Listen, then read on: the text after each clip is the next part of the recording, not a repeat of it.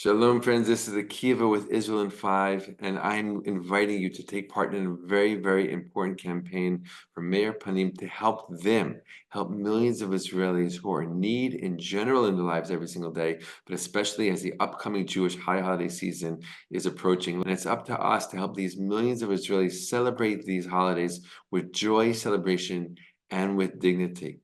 There are all kinds of populations in great need. There are Holocaust survivors still trying to make ends meet after having gone through so much suffering and pain in their lives. There are IDF soldiers who are reliant on gift packages and food deliveries from Meir Panim, especially lone soldiers who come from other countries all around the world to serve in the IDF to protect the Jewish state, who don't have the family in Israel like other soldiers do.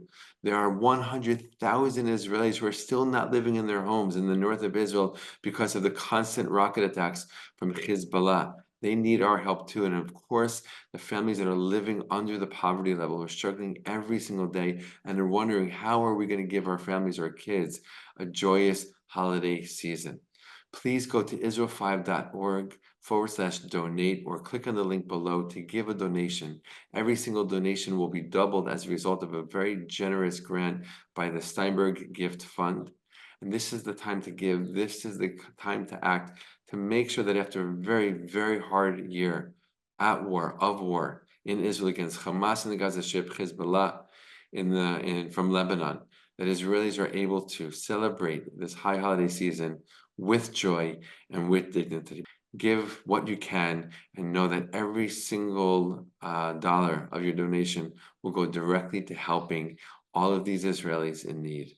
Thank you so much and all the best. Today is September 29th, 2024, and this is a weekly update on the ongoing war between Israel and the Hamas terror organization in the Gaza Strip and between Israel and the Hezbollah terrorist organization in Lebanon. Shalom, my friends. This is Akiva Gersh with Israel in 5, where we give you everything Israel in 5 minutes. Please like and subscribe. If you have any questions or want to keep the conversation going, please do so below in the comments. This is probably our most celebratory war update of this entire year. As it is with my great joy, honor, and pleasure to share that Israel has successfully assassinated the head of the Hezbollah terrorist organization, NASRALLAH, just yesterday over Shabbat in the hours between Friday night and Saturday morning.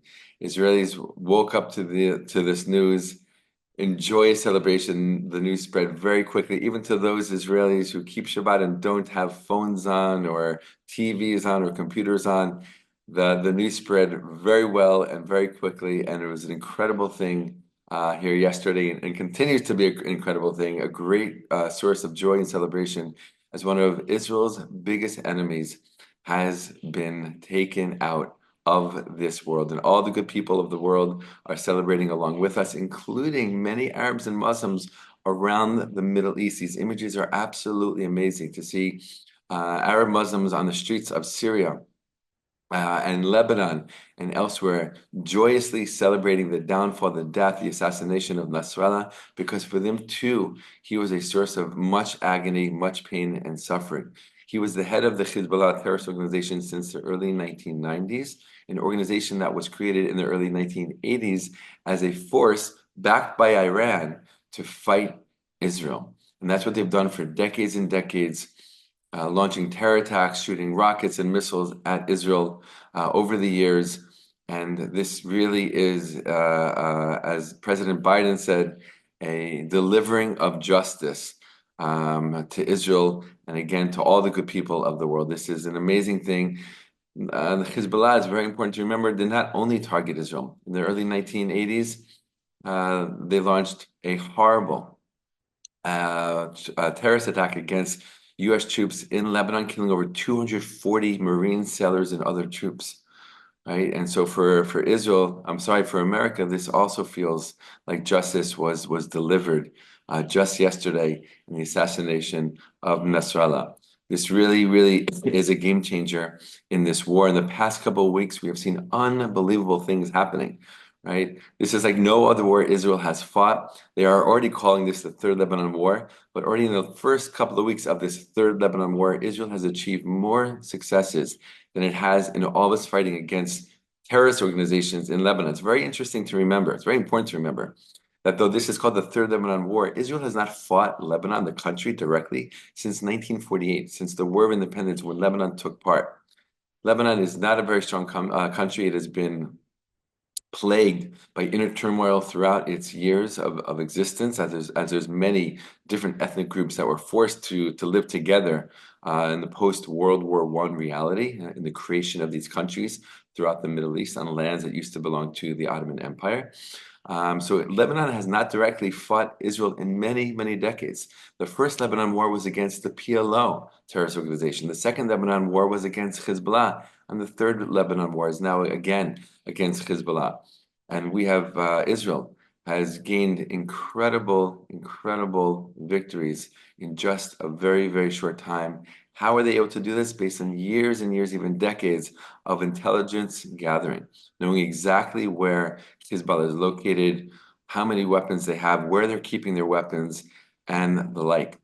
It was reported that Israel knew for many months that NASRALLAH was hiding in a bunker underneath this building that it destroyed. Right? He barely and rarely ever made a public appearances, knowing that he was risking his life if he did and when he did. And Israel was out for him, and he knew that. And that's why he spent most of the past many, many years underneath the ground in bunkers. And Israel knew where he was in this bunker for many months. And the word is that Prime Minister Netanyahu made the final decision right before he spoke at the United Nations General Assembly.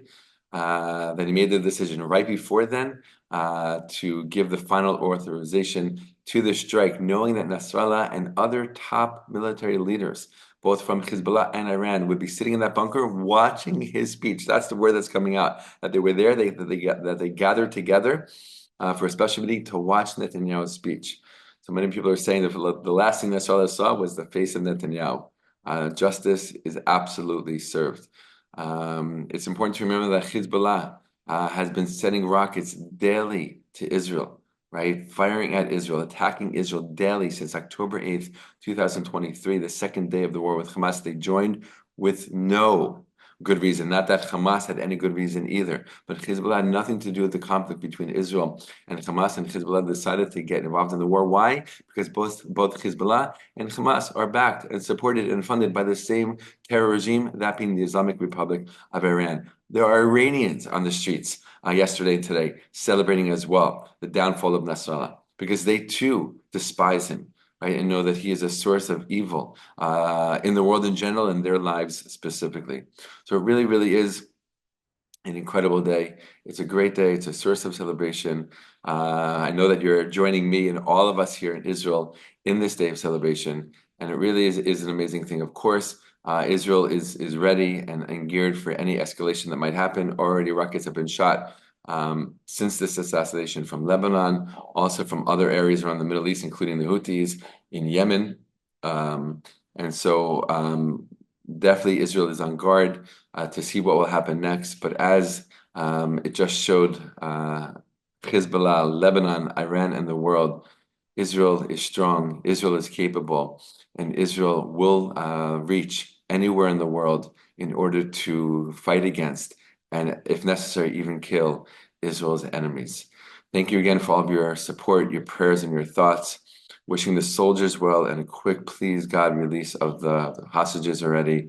And may we win this war against the evil that is still out there. But we know in recent weeks and recent months, that evil has been greatly weakened. All the best and be well.